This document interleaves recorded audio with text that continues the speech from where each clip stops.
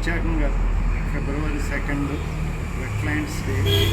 ఈ ప్రాంతవాసులకి వెట్లాండ్ అంటే ఏంటో చెప్పవలసిన బాధ్యత అందరిపైన ఉంది.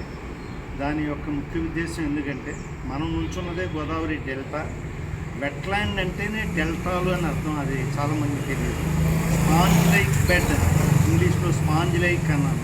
అంటే మెత్తటి పదార్థం ఉన్నటువంటి ఏ ప్రాంతాన్నైనా వెట్లాండ్ అని పిలుస్తాం.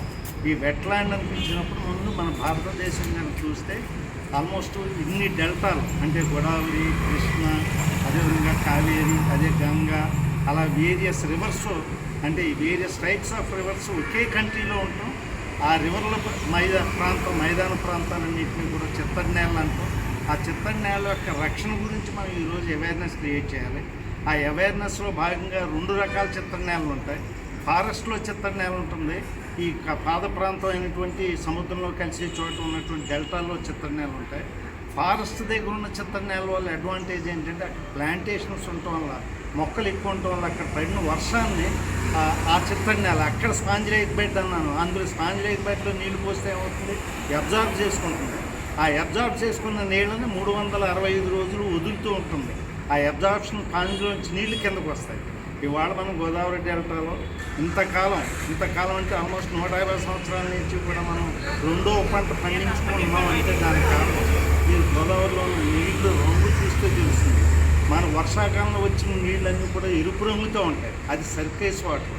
ఇవాళ పంటకాలం దగ్గరికి వెళ్ళి చూస్తే నీళ్ళన్నీ కూడా మా బ్లూ కలర్లోనూ లేకపోతే లైట్ కలర్లోనూ ఉంటాయి. దాని అర్థం అది భూగర్భ జలాలు. భూగర్భం అంటే అక్కడ అటవీ ప్రాంతంలో స్పాంజ్ లైక్ బెడ్లో ఉన్న నీరు నవంబర్ నెల నుంచి అది కిందకి దిగటం మూలంగా మనం ఆ ఓట నీరుతో ఇప్పటివరకు మనం బతికాం. అందుచేత చిత్తడి నేలను ఇది ఫారెస్ట్ ప్రాంతంలో రక్షించుకోవాలి. నది ముఖద్వారం దగ్గర, నది శివర ప్రాంతమైన డెల్టా దగ్గర రక్షించుకోవాలి. ఆ రక్షించుకోవాలనే పదం దగ్గర ఇక్కడ ఏంటంటే ఈ రోజుల్లో రైస్ బౌల్ ఆఫ్ ఇండియా కింద డెల్టాలన్నీ ప్రసిద్ధి చెందినాయి. అటువంటివి ఇప్పుడు డెల్టాలన్నీ కూడా క్యాన్సర్ బౌల్ ఆఫ్ ఇండియాస్ కింద తయారైంది. ఆ సిక్నెస్, సాయిల్ సిక్నెస్ ఏంటంటే ఇక్కడ మనం ఇప్పుడు పెస్టిసైడ్స్, ఫెర్టిలైజర్స్ వాడటం మూలంగా సాయిల్ సిక్నెస్ పెరిగి జబ్బు వచ్చిన మనిషి నుంచి వచ్చే ప్రోడక్ట్ కూడా జబ్బు వచ్చిన ప్రోడక్టే వస్తుంది. ఆ ప్రోడక్ట్స్ మనం తినటం మూలంగా ఆ పెస్టిసైడ్ రెసిడ్యూస్తో క్యాన్సర్లు, ఇతర జబ్బులు రావడానికి ఉన్నాయి. కనీసం ఈ రోజునైనా ఈ ఆర్గానిక్ మెన్యూతోటి ఈ స్పాంజ్ లైక్ బెడ్స్ అనేటువంటి గోదావరి డెల్టా, కృష్ణ అన్ని డెల్టాల దేశంలో అన్ని డెల్టాలని రక్షించుకుంటే దాని నుంచి వచ్చేటువంటి ప్రోడక్ట్స్ అన్నీ కూడా బాగుంటాయి. 2వ పాయింట్ ఇక్కడ విషయం ఏంటంటే మనం గోదావరి డెల్టాలో ఉన్నాం. ఇప్పుడు ప్రభుత్వం కూడా మారింది. ప్రభుత్వం యొక్క బేసిక్ ఆబ్జెక్టివ్స్ మారింది. ఇక్కడ వాళ్ళు మన పంట కాలంలో, మురుగు కాలంలో మనం గమనిస్తే నావిగేషన్ పాయింట్ ఆఫ్ ఈ యూరప్ అంతా చూడండి, వెట్లాండ్స్ అన్నింటిలోనూ నావిగేషన్ ఉంటుంది. అంటే అందరికీ తెలుసున్న వాళ్ళే హంగరీ దగ్గర నుంచి డెన్యూబ్ రివర్ అని ఉంటుంది. హంగరీ చివరది. హంగరీ దగ్గర నుంచి మొన్నే మన ముఖ్యమంత్రి గారు దావోస్ వెళ్ళి వచ్చారు. అంటే జూరిచ్ సిటీలో దిగి అక్కడి నుంచి అది దావోస్ వెళ్ళారు. ఆ జూరిచ్ సిటీ అంటే స్విట్జర్లాండ్. అది ఏ ఇంపార్టెంట్ సిటీ తీసుకున్నా సరే, నెదర్లాండ్స్ దగ్గర నుంచి, స్విట్జర్లాండ్ దగ్గర నుంచి, ఆస్ట్రియా వియన్నా దగ్గర నుంచి ప్రతి సిటీలోనూ కూడా బ్రహ్మాండమైన నావిగేషన్తో బ్రహ్మాండంగా కెనాల్స్ చూస్తే అదృష్టంగా ఫీల్ అయ్యే విధంగా అమెరికన్స్, ఇటు యూరోపియన్స్ ఉండి ఇవాళ మన డెల్టా మధ్యలో ఉండి మన ఇంటి పక్కన కాలువలను మనం పరిరక్షించుకోకుండా నావిగేషన్ డెవలప్ చేసుకుంటే దానివల్ల శుభ్రత జరుగుతుంది. దానివల్ల డ్రైనేజ్ కండిషన్స్ బాగుపడతాయి. దానివల్ల రోడ్లు ఇటువంటి వాటిలో యాక్సిడెంట్స్ తగ్గుతాయి. సో ఇటువంటి నావిగేషన్కి సెంట్రల్ గవర్నమెంట్ 100% సబ్సిడైజ్డ్ గ్రాంట్స్ ఇస్తాను. ఎంచేతంటే నావిగేషన్ అన్ని చోట్ల డెవలప్ చేయడం ఒక ఆంధ్రాలోనే కుదురుతుంది 3 డెల్టాల మూలం. సో ఈ విషయం కూడా ఈ చిత్తడి నేలల పరిరక్షణ రోజు అందరి ముందు అభివృద్ధి కోసం 2 విషయాలు మీ ముందుకు రాసుకోవడం జరిగింది. ఈవేళ అంతర్జాతీయ చిత్తడి నేలల పరిరక్షణ దినోత్సవాన్ని ఇక్కడ జరుపుకుంటున్నాం. పర్యావరణ పరిరక్షణ సంస్థ భీమవరం వారు ఈ కార్యక్రమాన్ని నిర్వహిస్తున్నారు.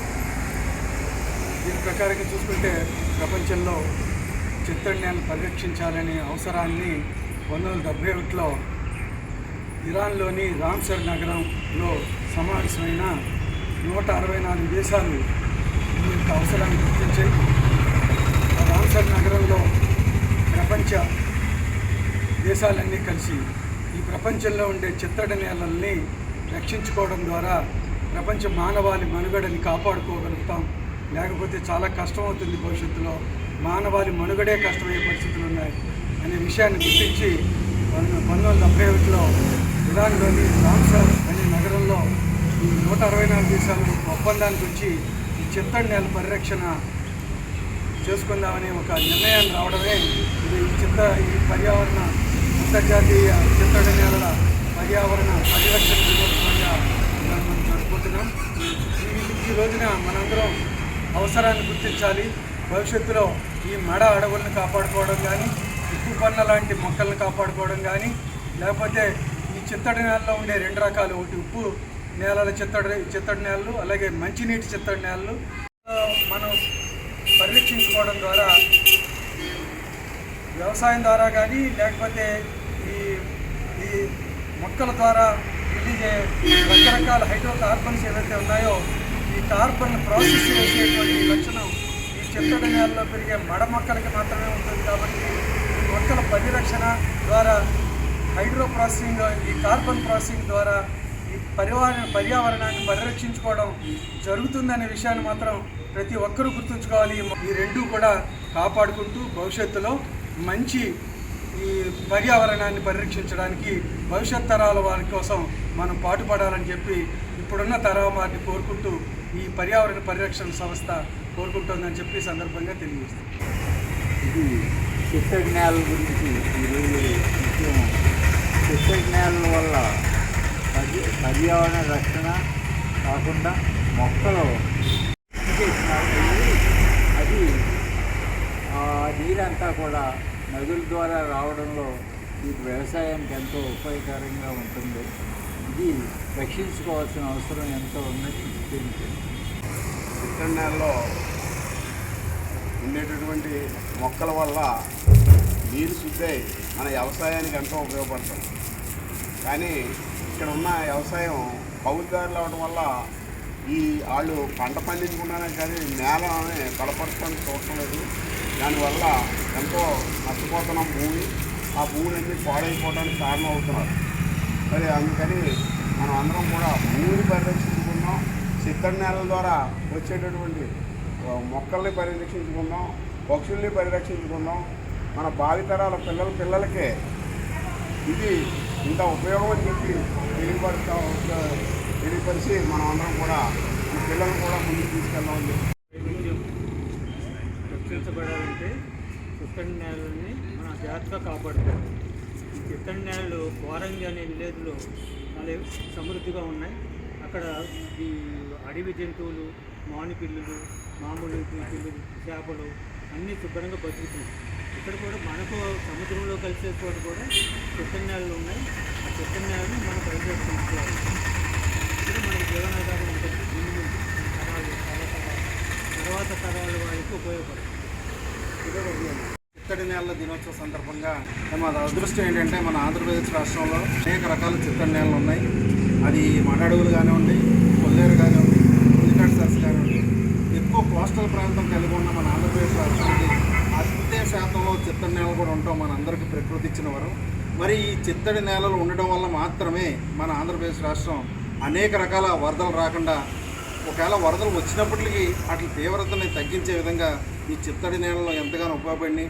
అంటే ఈ కేవలం ఈ చిత్తడి నేలలు ఉండటం వల్ల మాత్రమే అనేక వేల మంది ప్రాణాలు కాపాడటంతో పాటు అనేక వేల మందికి మత్స్య సంపదని, అనేక రకాల మత్స్య సంపద అందిస్తూ జీవ వైవిధ్యంతో పాటు మానవాళ్ళను కూడా చిత్తడి నేలలు కాపాడుతున్నాయి. అటువంటి చిత్తడి నేలల్ని మన పెద్దలు మనకు అందించారు.